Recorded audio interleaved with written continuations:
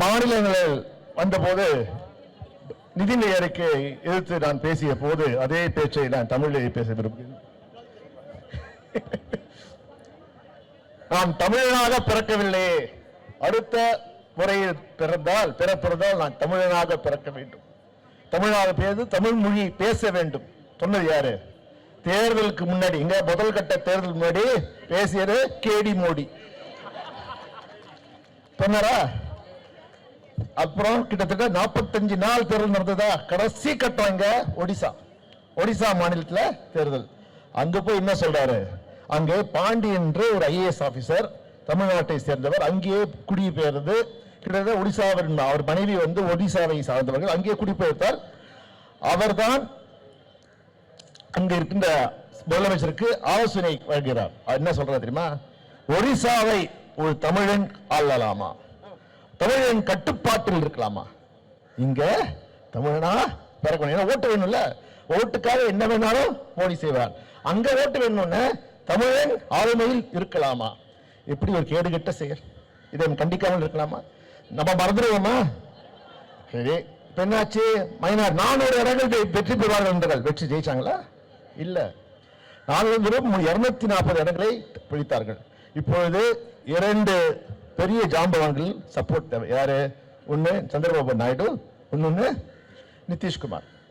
சரி, அங்கேயும் பாருங்க, உண்மையா செயல்பட்டாரா மோடி? இல்ல. நிதிஷ்குமாருக்கு 35,000 கோடி எதுக்கு? வெள்ளம் வந்துதான். வெள்ளம் வந்ததுனால 35,000 கோடியே அப்படியே வராரு. யாருக்கு? நிதிஷ்குமாருக்கு. இந்தி பேசுகின்ற மாநிலம் பீகார். அதுக்காக சந்திரபாபு நாயுடுக்கு எப்படி ஆப்ப வச்சா தெரியுமா? 16,000 கோடி தர்றாராம். தரல. நீ கடன் வாங்கிக்கோ. யாரு? சந்திரபாபு நாயுடு கடன் வாங்கிக்கோ, அதற்கு நாங்க கேரண்டி தரோம். ஒன்றிய அரசு அதற்கு கேரண்டி தரும். வட்டியை நீ தான் கட்டணும், அசலையும் நீ தான் கட்டணும். அப்ப என்ன? சந்திரபாபு நாயுடுக்கு ஆப்பு வைத்துள்ளார் மோடி. அப்ப என்ன அர்த்தம்? வெகு வரையில் சந்திரபாபு நாயுடு மோடிக்கு ஆப்பு வைப்பார். அப்போ இந்த அரசு நிற்காது. இது மாதிரி இதுதான் உண்மை. இதுதான் உண்மை. என்ன சொன்னாலும் இந்தி பேசுகின்ற மாநிலத்துக்கு வாரி வாரி கொடுக்கின்ற அரசு தான் மோடி அரசு. இந்தி பேசாத மாநிலங்களை பழிவாங்குகின்ற நோக்குதான் மோடி அரசு. இது நான் சொல்ல வேண்டாம்.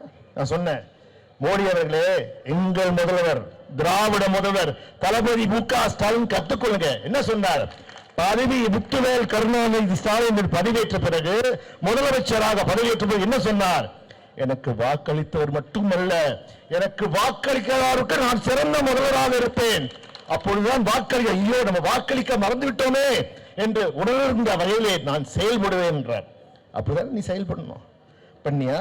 ஏன் தமிழ்நாட்டு மக்கள் ஏற்றுக்கொள்ள மாட்டேங்கிறார்கள்? இங்க வந்தா ஜாதி, அப்புறம் மதம் சொன்னா ஏற்றுப்போமா? நாங்கெல்லாம் தமிழ் என்ன சொல்ற? தமிழுக்கு பேச, திருக்குறள் பேசுறாங்கம்மா. ஒவ்வொரு பட்ஜெட்லயும் இந்த நிர்மலா இருக்காங்களே, நிர்மலா சீதாராமன் திருக்குறள் பேசுவாங்க. இந்த ஒரு திருக்குறள் வரல, தமிழும் வரல, தமிழ்நாடும் வரல. அப்ப என்னாச்சு? ஓட்டு வரலன்னு மூஞ்சி. அந்த மாதிரி நம்மளாம் தெரியும். கிழக்குன்னு என்னமா? கிழக்குன்னு பகுதி இருக்குல்ல, மேற்கு, கிழக்கு, தெற்கு, வடக்கு. இந்த நிர்மலா சீதாராமன் எங்க படிச்சாங்க தெரியல, பூலோகம். புதுசா ஒரு கிழக்கு உருவாயிருக்காங்க. கிழக்கு பகுதி என்ன? கிழக்கு பகுதியா? பீகார் கிழக்காம், ஆந்திர பிரதேச கிழக்காம். அது 2 தான் கிழக்காம், மற்ற எதுவுமே கிழக்கு இல்லையா? மேற்கு உங்களுக்கு கிழக்குல இல்லையா? ஒடிசா மாநிலம் கிழக்குல இல்லையா? தமிழ்நாட்டுக்கும் நமக்கும் ஆந்திராக்கும் அப்படி அள்ளி விழுதா ஆந்திரா, நமக்கு கிழக்கு இல்லையா? ஏன்னா பேரை ஏமாற்றுகிறது, ஏமாற்று வேலை செய்து புதிய பூலோகத்தை படைத்துள்ளார் நிர்மலா சீதாராமன்.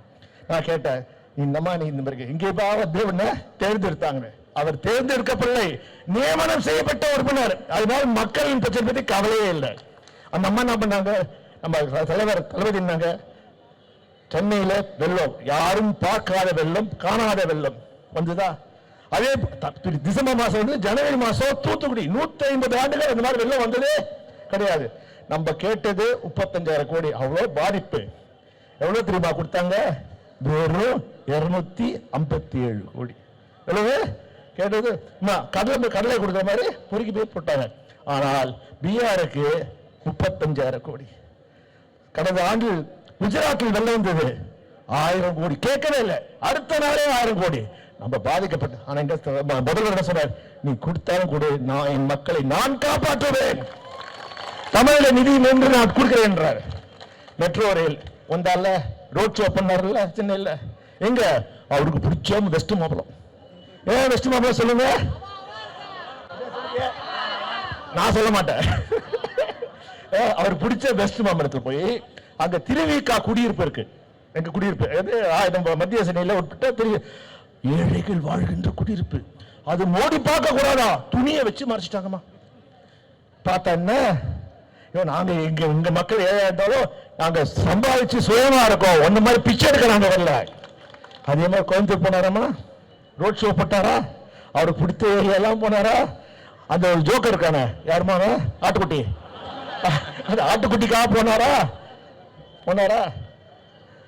கோயம்புத்தூருக்கும் நாமும் சென்னைக்கும் நாமும் நம்ம மெட்ரோ ரயில் திட்டத்துக்கு ₹1 கொடுக்கலாம்.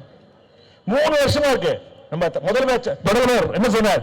நீ கொடுத்தா கொடு, கொடுக்காட்டி போ, எங்க மக்களுக்கு தேவையான மெட்ரோ பணி செலவை நாங்களே ஏற்றுக்கொள்கிறோம் என்று தமிழ்நாட்டு அரசு பட்ஜெட்டின் மூலமாக அதற்கு நிதி ஒதுக்கி இன்று மெட்ரோ ரயில் 2வது நிலை நடந்து கொண்டிருக்கிறது.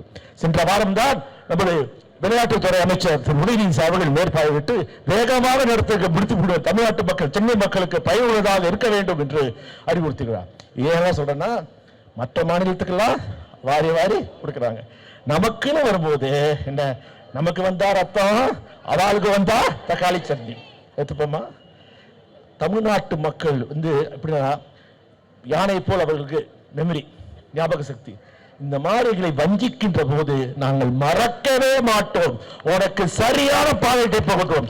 அதே போல் பரவாயில்ல, எங்கள் நாங்க இப்படியா முதலமைச்சர் இருக்கார், அவர் நம்மை காப்பார். இப்பயும் சொல்ற ஒரு திட்டம் கொண்டு வந்திருக்காங்க, திறன் மேம்பாட்டு திட்டமா. யாரு? ஒன்றிய அரசின் சார்பாக புதிதாக திறன் மேம்பாட்டு. அது படித்த இளைஞர்கள் 20 லட்சம் பேருக்கு ஆண்டு செய்யறாங்களாம். நான் சொன்னேன், நீ ஒன்றிய அரசு தானே, இவ்வளோ காசெல்லாம் பிடிங்கி வச்சிருக்கேன். எங்க தமிழ்நாட்டு முதல்வர், திராவிட முதல்வர் திரு மு.க. ஸ்டாலின் அவர்கள் ஆண்டுக்கு 15 லட்சம் பேருக்கு திறன் மேம்பாட்டு நான் முதல்வன் திட்டத்துக்கு பண்றாரு. யாரு? நம்ம முதல்வர் பண்றார். ஆனா ஒன்றிய அரசு மோடி 20 லட்சம். எப்ப என்ன சொல்லுது? அவருக்கு மக்கள் மீது இஷ்டம் இல்லை, பேருக்கு திட்டங்களை அறிவிக்கிறது. நம்ம என்னென்ன சொல்றோம், இங்க பாத்தீங்கன்னா தோழின்னு வச்சிருக்கோம். இதுக்கு வேலைக்கு செல்கின்ற நமது தோழிகள் தங்கும் விடுதியை தமிழ்நாடு அரசு அது அப்படியே காப்பிச்சிட்டாங்க. நம்மள என்னென்ன முதலமைச்சர் திரு மு.க. ஸ்டாலின் சொல்றாரோ அத்தனை திட்டங்களையும் காப்பீடித்து செய்கிறதா இது. அது மாதிரி கேட்டேன், வெள்ளம் வந்ததுல தூத்துக்குடியில யாரு, இந்த நிர்மலா சீதாராமன் வந்துச்சு, வந்து பார்த்து ஏதோ ஒரு கோயிலுக்கு போச்சு, நல்லா தூத்துக்குடியில போயிட்டு நல்லா இருக்கீங்களா, மற்ற தொகுதியில் பகுதியில் போல கோயில் சுத்தி அவங்க ஆட்கள் இருக்கிற இடத்துக்காக போய் என்ன பண்றாங்க, சொல்ல கோயில் செவரு விழுந்துருச்சு இருக்குன்னாங்க. யாரும் கோயில் உண்டியில காசு போட வந்தாங்க. அந்த அம்மா சொல்லுது, உண்டியில காசு போடாத, அது போட்டா கவர்மெண்ட், தமிழ்நாடு கவர்மெண்ட் போகுது, நீ நேர தட்டுல போடு. நான் கேட்கிறேன், வக்கர புத்தி பாத்தீங்களா? நாங்க சொல்லலாமா, இன்னும் வரி கட்டாத, நீ வரி கட்டினா நம்ம பணம் அங்க போகுது, டெல்லிக்கு போகுது சொல்லலாமா? எவ்வளவு கீழ்த்தனமா இருக்கும். ஒரு ஒன்றிய நிதி அமைச்சர் இவர் கீழ்த்தரமாக பேசுகிறார், படி சொல்லுவாங்க, நம்மள அட்டாக் பண்ணுவாங்க. ஆனால் ஏனென்றால் அவர் மக்களால் தேர்ந்தெடுக்கப்படவில்லை, மக்களின் கவலை வலி அவருக்கு தெரியவில்லை. எங்கள் தலைவர் இருக்கின்றார் இங்கே, இந்தியாவிற்கே சொன்னார், இன்னும் நிதி ஆயோக்கு, அதாவது பிளானிங் கமிஷன், அது இந்தியில பேரை மாத்திட்டாங்க. எது வந்தாலும் அவங்க இந்தியில பேரை மாத்திர. நான் ஏன் வரணும், நீ எனக்கு அல்வா காட்டுவ, நான் உங்களுக்கு முடியாது, நீ தமிழ்நாட்டை மதி. இத்தனைக்கு பார்த்தா இன்றைக்கு சிறந்த மாநிலம் தொழில் இருந்தால் தமிழ்நாடு, இன்று படிப்புல சிறந்த மாநிலம் இருந்தால் தமிழ்நாடு, வறுமை ஒழிப்பில சிறந்த மாநிலம் எதுனா தமிழ்நாடு. சிறந்த மாநிலம் யாருன்னா தளபதி முத்துவேல் கருணாநிதி ஸ்டாலின் அவர்கள். இத்தனையும் ஒன்னும் 10 வருஷமா நீ ஒன்னும் தராம நாங்க கொண்டு வரோம். அதமா பிரச்சனை. நம்ம படிக்கிறோமா, படிக்கிறதுனால கேள்வி கேட்கிறோம், இல்ல படிக்கிறதுனால வேலைக்கு போறோம். அங்க பாவம் படிக்க மாட்டேன்றாங்க, அங்கே இங்க வேலைக்கு வராங்க. நம்ம யாரும் குறைவா சொல்றதே கிடையாது. ஆனால் நான் சொல்றேன், படிப்பு கொடுங்க. நீங்க நம்ம என்ன சொல்றோம், பிறப்பால் யாரும் உயர்ந்தவர் இல்லை, யாரும் தாழ்ந்தவர் இல்லை, இதை நாங்க சொல்றோம். நீ என்ன சொல்ற? குலத்தொழில் பண்ணு, விஸ்வகர்மா என்ன சொல்ற? குலத்தொழில என்ன பண்ணுவான். நீங்க பண்றீங்களா?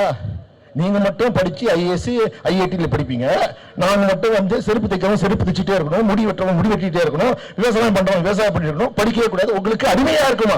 முடியாது.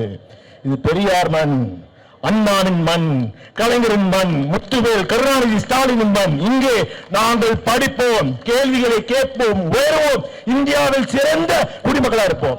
கடைசியாக சொல்ற, தமிழ்நாடு வலிமையாக இருந்தால் தான் இந்தியா வலிமையாக இருக்கும். எங்கள் வலிமையை நீ குறைத்தால் இந்தியா விடு. என்ன இதன் உங்கள் முதுகெலும்பு. தமிழ்நாடு போன்ற மாநிலங்கள் தான் உங்கள் இந்தியாவின் முதுகெலும்பு. வீணாக வஞ்சிக்காதே, ஏமாற்றாதே. நாங்கள் ஏமாற தயாராகவில்லை, ஆனால் பதிலடி கொடுக்க நாங்கள் தயங்கவும் மாட்டோம் கூறி இந்த வாய்ப்பை தந்து அனைவருக்கும் இந்த ஆர்ப்பாட்டத்தில் பங்கு பெற்ற அனைவருக்கும் நன்றி நன்றி நன்றி என்று கூறி